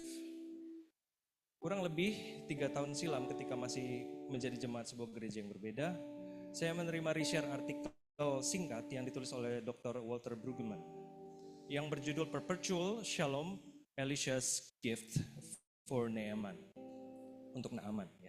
Saya yakin banyak dari kita tahu kisah tentang Naaman, perwira Raja Aram yang penyakit kustanya sembuh lewat petunjuk Nabi Elisa. Namun mungkin tidak banyak orang yang ingat dengan Gehazi, asisten sang Nabi yang akhirnya gantian terkena kusta setelah menerima persembahan kasih dari Naaman. Saya jadi salah satu orang yang kurang beruntung untuk bisa mengingat Gehazi. Kenapa kurang beruntung? Karena artikel ini dan drama-drama yang unfolding, yang terkuak berikutnya inilah yang membuat nama Gehazi menjadi tidak terlupakan buat saya personally. Sebagai seorang yang berlatar gereja tradisional hierarkis yang kemudian berprogres ke arah gerakan evangelikalisme yang memandang keselamatan sebagai konversi, apropriasi kultur, dan eskatologi postmortem imajinatif kalau saya boleh pakai istilah, yang mengasumsikan akses pada kebenaran ilahi yang absolut, eksklusif, dan oleh karenanya boleh diskriminatif. Saya diajarkan bahwa kisah dalam 2 Raja-Raja 5 tadi tentang Naaman dan Elisa berbicara tentang barang tumpasan. Itu yang mainstream yang kami pahami. Ya ini, apa tuh barang tumpasan? Mungkin kalau ada rekan-rekan yang belum familiar dengan istilah ini. Ini bahwa ada kuasa-kuasa gelap, bahkan kutub yang hinggap pada barang-barang yang dipersembahkan kepada ilah selain Yahweh, Allah Israel. Di kemudian hari interpretasi ini bisa juga berkembang menjadi liar sehingga prasangka demonik ini menyasar barang-barang bahkan orang-orang yang bisa kita anggap tidak kudus. Dalam artikel Dr. Brueggemann tadi saya dikejutkan bahwa kisah Gehazi dapat berbicara sebagai teguran akan umat Tuhan yang melayani dengan pamrih. Sedangkan Allah sang sumber memberikan shalom itu dengan cuma-cuma bahkan bagi mereka yang tidak mengenal Dia dalam kosakata Yahudi maupun kosakata Kristen kita. Dan Brueggemann sama sekali tidak menyinggung soal barang tumpasan. Memang sejak lama saya bergumul dengan sejumlah paradoks. Mengapa narasi kuasa gelap begitu di blow up menurut saya, dibuat lebih sensasional dari yang semestinya? Mengapa demi menjaga kekudusan dan perkenanan Allah, orang Kristen diperhadapkan dengan begitu banyak rambu peringatan dan ancaman, awas sesat atau awas nanti murtad. Dan demikian banyak, yang sedemikian banyak. Di mana keselamatan yang katanya sedemikian terjamin dan teguh itu? Mengapa tumpukan larangan dan ketakutan malah terasa seperti belenggu yang katanya sudah dipatahkan lewat salib Kristus? Apakah demi penginjilan kita harus selalu pragmatis terhadap mereka yang berbeda keyakinan tanpa bisa sungguh-sungguh saling percaya dan berkawan? Sebelum berkenalan dengan reformasi liturgi, tepatnya dengan Pastor Vinky banyak disebut hari ini, saya tidak tahu bahwa Dr. Brueggemann adalah nama besar dalam ranah teologi akademik. Rick Joyner, Joyce Meyer, Joel Osteen, John Bevere, Rick Joyner, Robert Slierdon, Benny Hinn, ada beberapa nama yang kala itu saya pandang lebih otoritatif. Yang berkhotbah karena digerakkan Allah, atau punya kisah spiritual atau pewahyuan yang bestseller. Itulah tanda hadirat Tuhan dibandingkan dengan para pelajar dan pengajar Alkitab di bangku kuliah yang bahasanya sedemikian rumit dan terkesan elitis buat saya saat itu. Namun dengan berbagai pertanyaan kritis yang bertahun-tahun menyelinap bagai air yang makin berat dan makin berat menekan dinding bendungan, akhirnya artikel Brueggemann yang singkat tadi tak ayal memicu gelombang rekonstruksi iman yang semakin memuncak. Tentu waktu tak akan cukup untuk saya menceritakan bagaimana kemudian saya mengenal kisah dan pemikiran Dr. Peter Enns dengan latar pendidikan biblika yang kuat dari Westminster dan Harvard, yang toh akhirnya malah menunjukkan kritik tekstual mendalam dan redefinisi konsep pengilhaman dalam membaca Alkitab, maupun tentang bagaimana beriman di hadapan misteri ilahi dan realita kosmologi modern lewat konsep sin of certainty-nya. Waktu tidak akan cukup juga untuk menceritakan bagaimana saya membaca Yehezkiel 22 dan alih-alih menafsirkan sebagai teks anti-agama non-Kristen yang banyak ditafsirkan oleh teman-teman di komunitas saya saat itu, saya menemukan tren serupa di masa kini, di mana mereka yang dimurkai Allah adalah mereka yang menindas yang lemah, dan para gembala-gembala yang bermain-main dengan nubuatan dan pesan berkat, namun bungkam dan mendukung penguasa lalim yang tidak menghargai kehidupan. Dan meski waktu masih ada, saya sebenarnya memilih untuk tidak mengenang kembali bagaimana fundamentalisme yang dulu saya anut berbalik mengadili dan berbalik mengeksekusi saya. Bagaimana bola salju itu bergulung dan berbagai tuduhan, sesat, merasa lebih benar dari Allah dan Alkitab, memecah belah gereja, mendoakan agar saya tersesat kembali ke jalan yang benar, diajukan selama berbulan-bulan, semua menjadi pantas seolah-olah dilakukan atas nama kebenaran oleh mereka yang dahulu memperlakukan saya sebagai saudara. Maka ketika Pastor Vinky menceritakan bagaimana ia pernah mempertanyakan balik kepada seorang apologet, apakah itu kebenaran?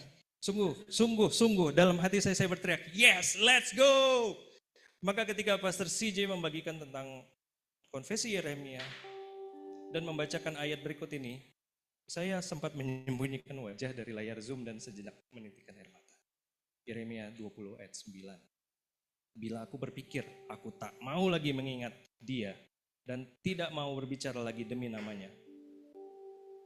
Maka dalam hatiku ada sesuatu seperti nyala api yang menyala-nyala terkurung dalam tulang-tulangku. Aku berlelah-lelah untuk menahannya, tetapi aku tidak sanggup. Sebagai seorang yang trauma terhadap fundamentalisme religius, sebelum menutup refleksi ini, izinkan saya membagikan sedikit temuan.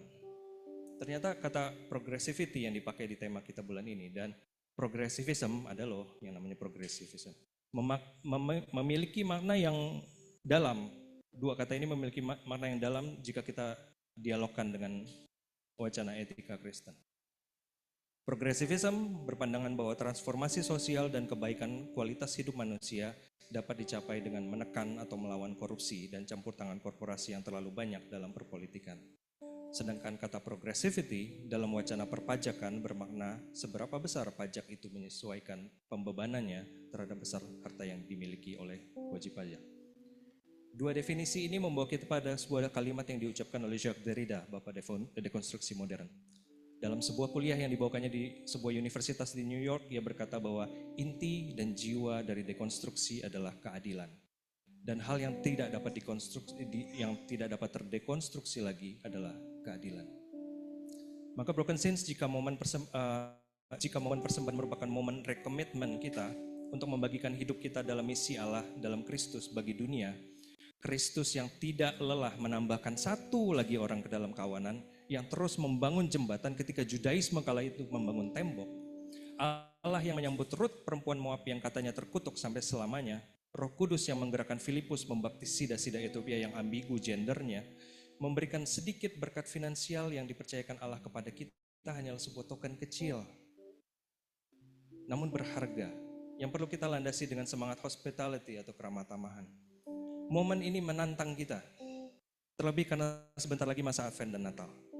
Bersediakah kita menjadi tuan rumah yang ramah bagi kanak-kanak Kristus, yang mengidentifikasikan dirinya dalam diri mereka yang difabel, prasejahtera, atau perlu dibela?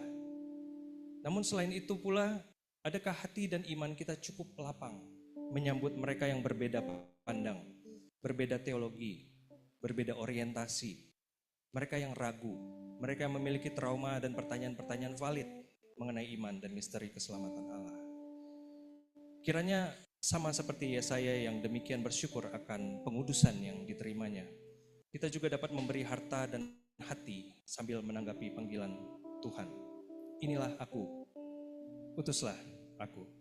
Selamat memberi, membuka ruang dan berbagi. Kiranya Yesus Kristus memberkati.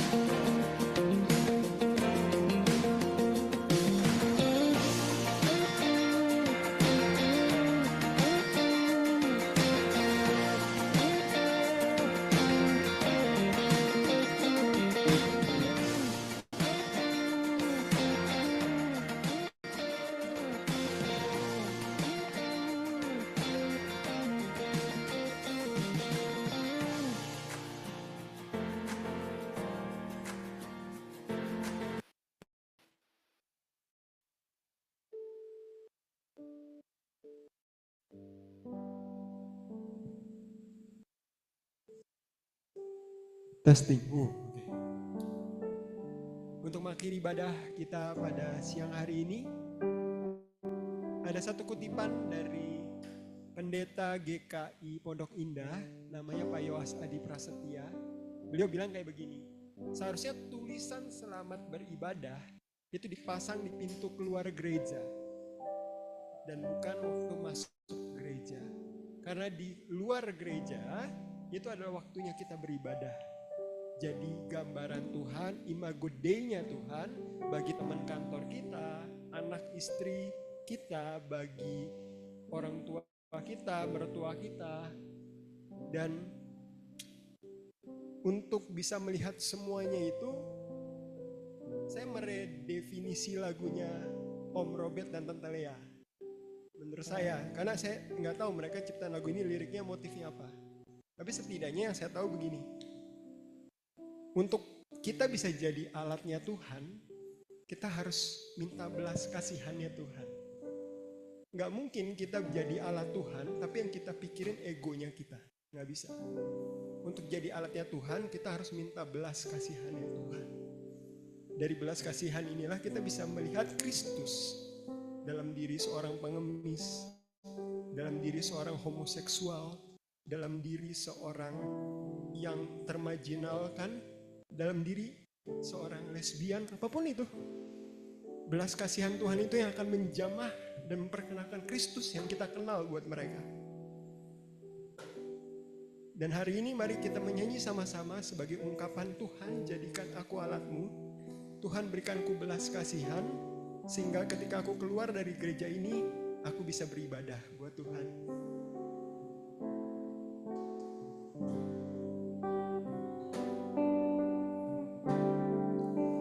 Kami berkumpul Tuhan di hadapan tamu,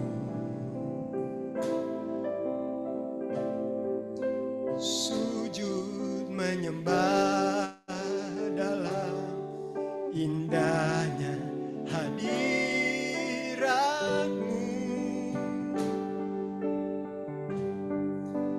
Kami rindu curahan kuasa Roh Kudus,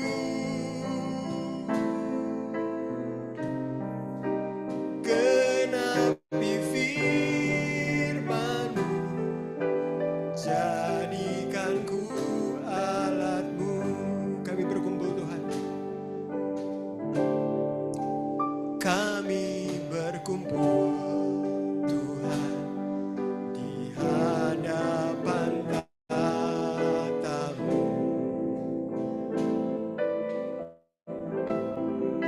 sujud menyembah dalam indahnya hadirat-Mu. Kami rindu curahan kuasa Roh Kudus,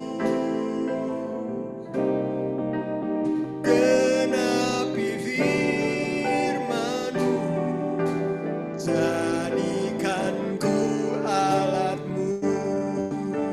Sama-sama katakan, biar belas kasihan Tuhan, biar belas kasihan-Mu Bapa penuhi hati kami,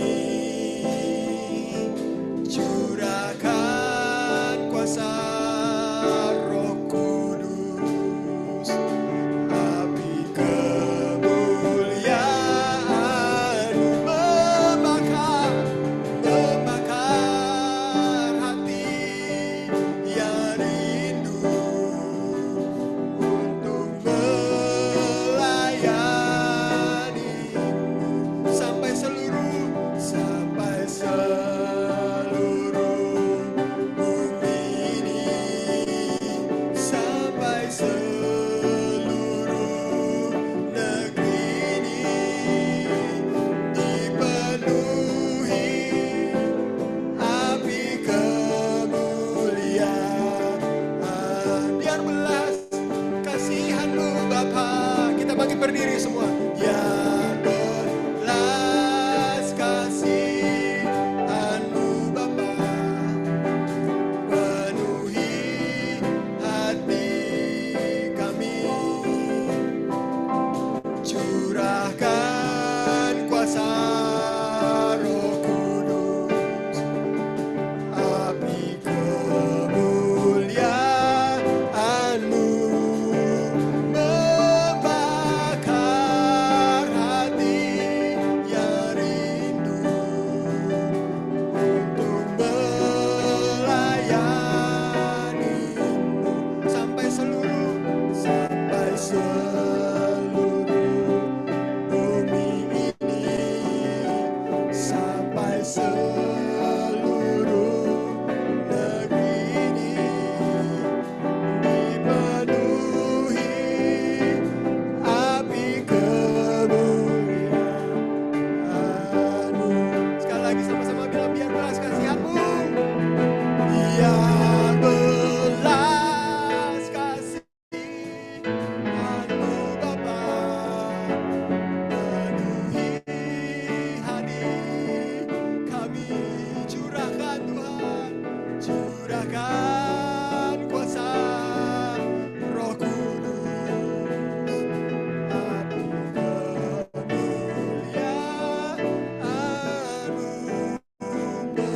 membakar hati yang rindu untuk melayani-Mu sampai seluruh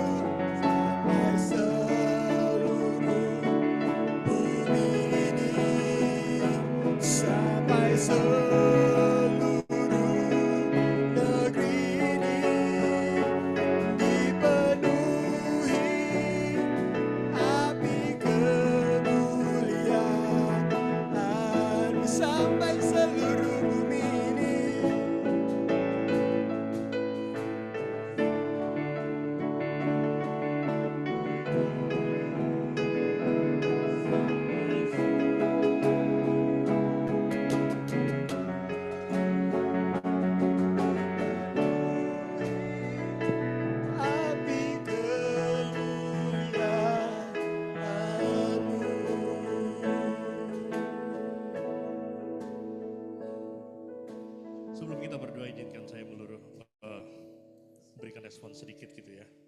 Khotbah hari ini sangat baik mengajak kita untuk melihat, memakai kacamata yang berbeda, yaitu melihat Injil bukan dari personal saja, individualisme, tetapi melihat dari bagaimana Kristus itu tidak pernah berorientasi kepada diri sendiri. Maka kita sebagai umat Kristen juga diajak untuk tidak berorientasi kepada diri sendiri. Segala ajaran yang hanya berpusat kepada diri sendiri tidak lebih dari sebuah pemberhalaan gitu ya. Ya. Maka Yesus mengajak kita untuk melihat kiri kanan, biar kiranya tidak berhenti di khotbah ini. Setelah kita pulang nanti, jadilah orang-orang yang bernyala-nyala untuk Tuhan. Bernyala-nyala itu bukan berarti kita semangat beribadah semata, tetapi bernyala-nyala itu ketika kita mau melihat mereka yang terpinggirkan, mereka yang terasingkan, mereka yang dianggap keji, dianggap hina. Pikirkan satu orang atau dua orang yang kita anggap orang-orang yang sangat asing, tidak sangat kita halau dari kehidupan kita. Maka biarlah orang-orang itu menjadi arah kita ketika kita pulang, kita keluar dari tempat ini. Sebelum kita menerima berkat, mari kita berdoa syafaat bersama.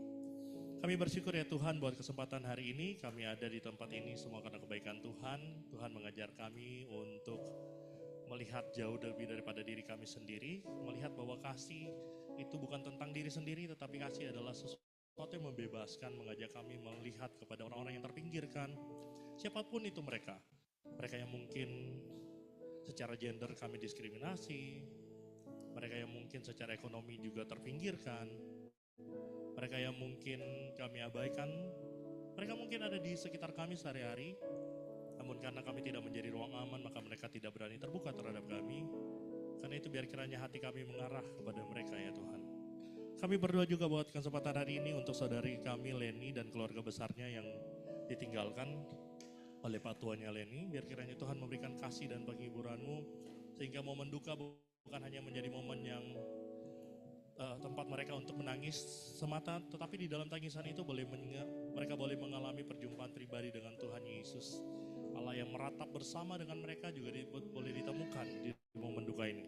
Kami juga berdoa ya Tuhan untuk Pilkada 27 November nanti, biar kiranya Tuhan memberkati, biar semuanya berjalan dengan aman. Pemimpin yang terbaik boleh, kalaupun tidak ada yang terbaik, maka izinkan kami untuk tidak memilih yang terburuk ya Tuhan, untuk menjadi pemimpin kami di Jakarta ini.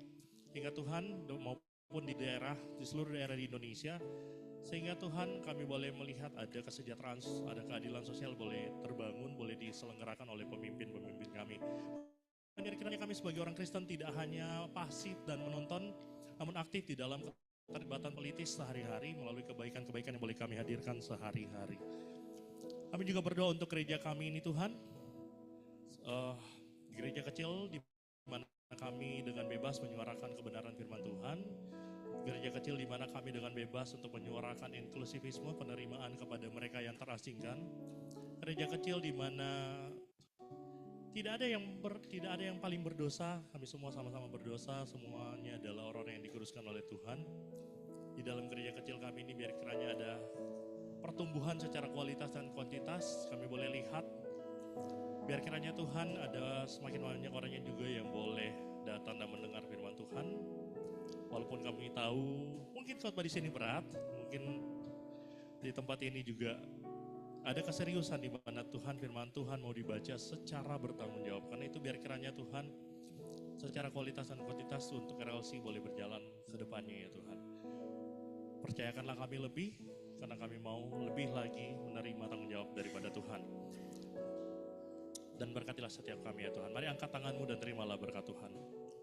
Biar kiranya kasih karunia dari Allah Bapa dan persekutuan yang manis dengan Roh Kudus senantiasa menyertai kita sehari-hari, sehingga kehidupan kita menghadirkan Tuhan Yesus.